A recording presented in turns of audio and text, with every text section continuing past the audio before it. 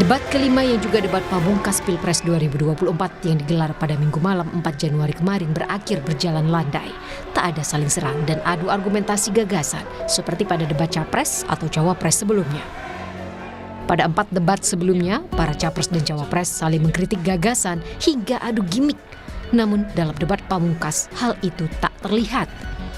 Ketiga Capres tampak sama-sama menjaga dan menahan diri untuk tidak melepaskan kritikan pedas terhadap paslon lainnya. Capres nomor urut 2 Prabowo Subianto beberapa kali menyatakan setuju dengan pendapat Capres nomor urut 1 Anies Baswedan. Menilai jawaban-jawaban Pak Anies baik, bagus, relevan. Saya banyak setuju dengan jawaban tersebut. Meski tak sepanas biasanya, debat kelima tetap dihiasi serangan seperti soal distribusi bansos hingga ketimpangan. Namun serangan itu tak sekeras debat sebelumnya. Menurut Pak Anies kira-kira bagaimana tata kelola bansos agar 1 tidak saling klaim, 2 bisa tepat sasaran, 3 tidak menimbulkan kecemburuan-kecemburuan. Kita harus menyadari bahwa yang disebut sebagai bansos adalah bantuan untuk si penerima, bukan bantuan untuk si pemberi. Karenanya dia diberikan sesuai dengan kebutuhan si penerima. Pengamat komunikasi politik Universitas Brawijaya Malang, Anang Sujoko menilai debat Capres tadi malam berakhir anti klimaks. Patut diakuilah ini adalah sebuah anti klimaks. Saya tidak tahu apa yang ada di belakang, tetapi ini ada sebuah perubahan strategi antara 01 dan 02. 01-nya bermain adem, 02-nya kemudian di-setel menerima apa adanya. Jadi istilahnya kemudian menampung apa aja yang kemudian menjadi masukan dari 01 maupun 03. Usai debat Capres terakhir, calon presiden nomor urut 1 Anies Baswedan dinilai kurang galak. Padahal dalam 2 debat Capres sebelumnya, Anies kerap melontarkan kritikan pedas kepada lawannya, terlebih pada Capres nomor urut 2 Prabowo Subianto.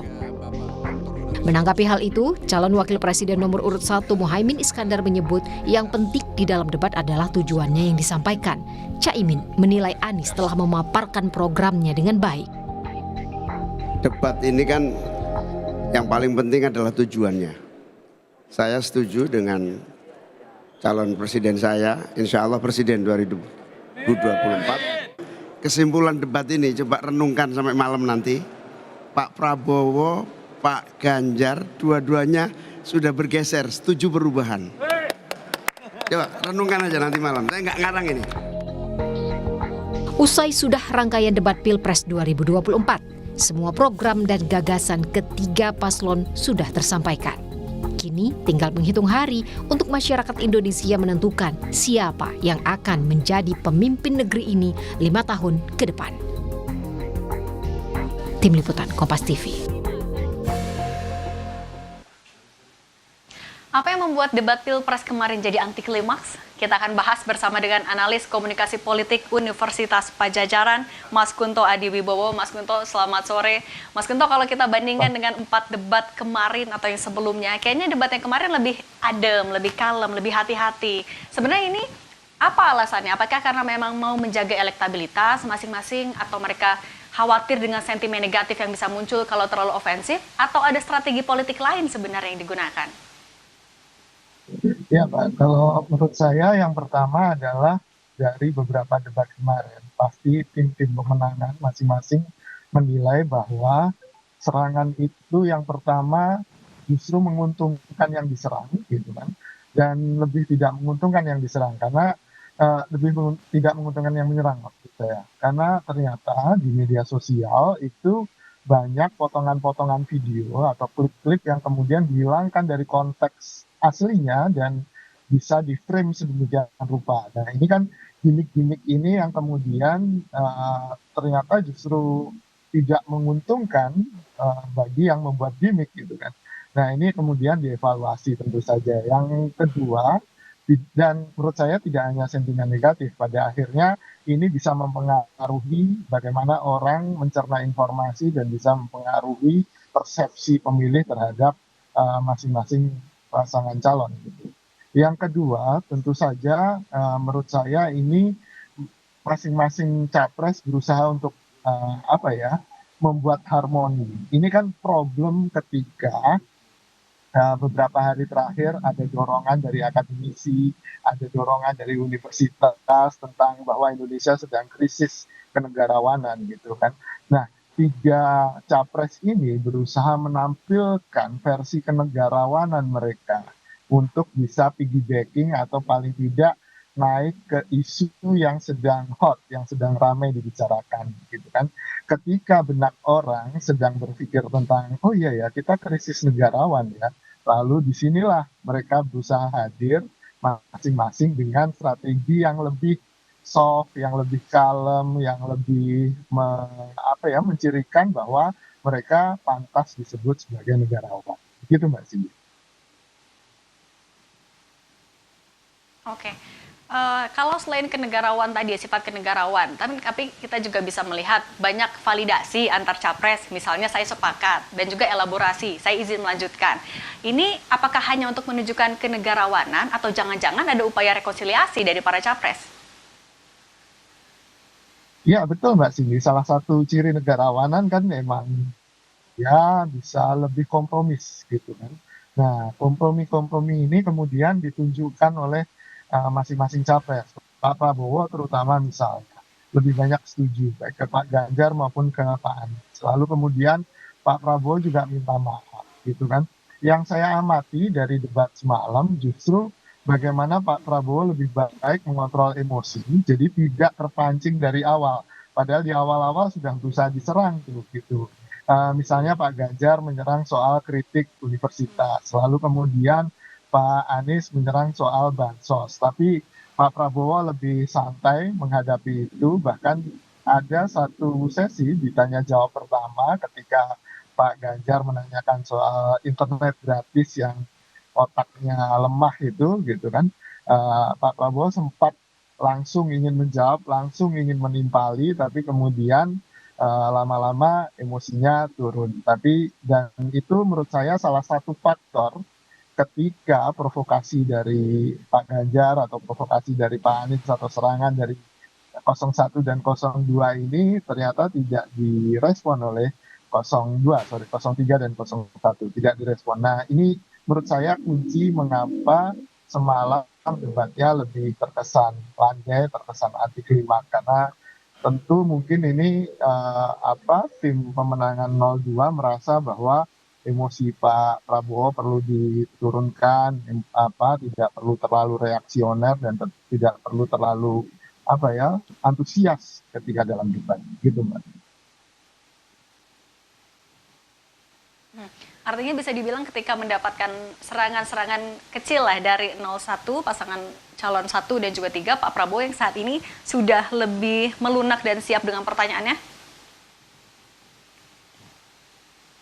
Iya Mbak, kalau menurut saya ya itu yang terjadi Mbak, bahwa Pak Prabowo berusaha melunak, dia juga berusaha menunjukkan kenegarawanannya gitu kan. Dan yang penting Pak Prabowo semalam juga meminta maaf, itu kan salah satu bentuk kenegarawanan ya Mbak ya menurut saya. Oke. Mas Kunto, kan kalau kita juga melihat ini kan debatnya bisa dibilang anti klimaks karena beda nih sama 4 debat sebelumnya, nggak ada saling serang, lebih cenderung adem, kalem, dan lain-lain. Tapi sebenarnya dengan strategi politik menunjukkan kenegarawanan ini, seberapa berpengaruh bisa menarik hati para swing voter sih? Ya, sebenarnya kalau sudah di tahap akhir kampanye itu lebih sedikit voter yang akan bisa dijaring dan ditebak gitu. Terutama mereka yang rasional mungkin sudah mulai punya posisi, mulai punya pilihan gitu kan. Sementara kebanyakan yang belum menentukan pilihan itu adalah mereka yang mungkin bahkan tidak peduli terhadap politik gitu kan. Yang mereka hanya mendapatkan informasi selintas saja gitu.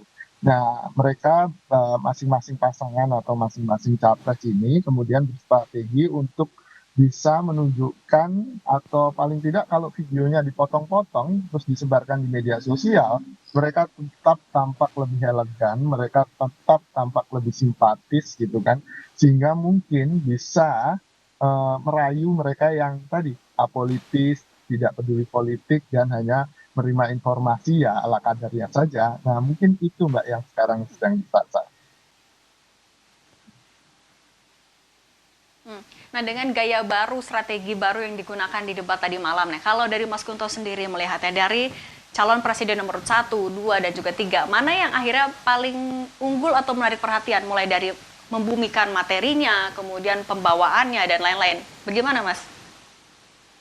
Ya, kalau menurut saya harus apresiasi Pak Prabowo dengan pembawaannya yang lebih kalem, tidak emosional, dan bahkan di akhir-akhir bisa mencuri hati para penonton dengan mengucapkan terima kasih gitu, baik ke lawan-lawannya maupun ke penyelenggara pemilu. Itu dari segi penampilannya Mbak ya. Tapi kalau dari segi substansi, saya melihat bagaimana Pak Anies dengan idenya soal Kementerian Kebudayaan, lalu soal perlindungan perempuan, itu sesuatu yang menurut saya bisa jadi catatan, apalagi pemilih perempuan hari ini lebih banyak daripada pemilih laki-laki, dan mudah-mudahan strategi ini bisa berhasil. Di Pak Ganjar pembawaannya lebih rileks gitu kan, menyerangnya juga dengan senyum tipis-tipis gitu kan. Nah ini juga menunjukkan bahwa secara strategi Pak Ganjar sudah mulai matang gitu kan, dan apalagi ide-idenya soal pendidikan, soal kesehatan, soal SMK, dan terutama soal penggunaan teknologi digital pada urusan-urusan kesejahteraan rakyat, menurut saya itu juga bisa diapresiasi. Secara umum saya sih melihat bahwa kalau dari sisi gagasan dan ide Pak Ganjar dan Pak Anies ya hampir berdekatan 1 dan 2 gitu kan. Tapi kalau dari sisi pembawaan mungkin Pak Prabowo lebih lebih baik daripada debat-debat kemarin ya Mbak ya, bandingnya.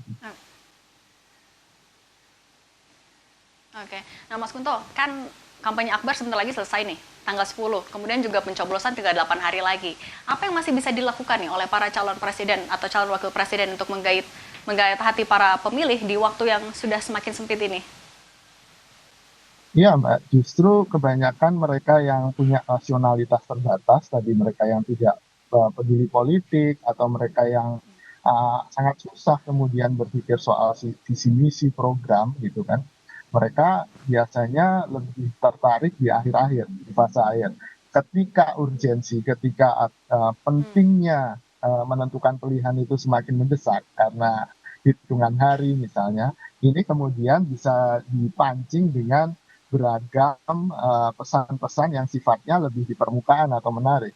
Di sini yang gimmick mungkin akan lebih banyak Mbak Nandi, terutama apalagi kampanye Akbar kan menunjukkan bandwagon effect, bagaimana kampanye itu dihadiri oleh banyak orang, artis-artisnya dan segala macam. Itu yang pertama. Yang kedua tentu saja serangan-serangan di media sosial juga semakin masif gitu kan, terutama baik yang sifatnya rasional maupun yang sifatnya ya permukaan gitu kan, yang sifatnya gimmick gitu.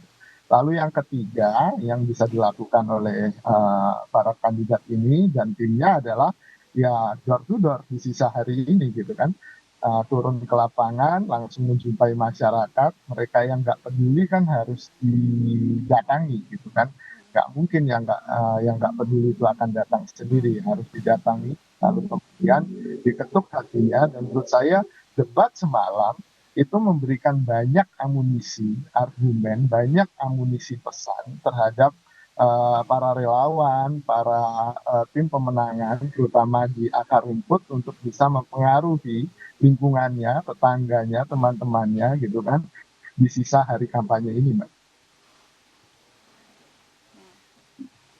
Oke, jadi meskipun bisa dibilang anti klimaks karena tidak sepanas 4 debat sebelumnya, tapi justru bisa membuka pintu ya untuk di detik-detik krusial nih, 8 hari lagi menuju pencoblosan. Mas Kunto, terima kasih banyak atas waktunya bersama dengan Rumah Pemilu.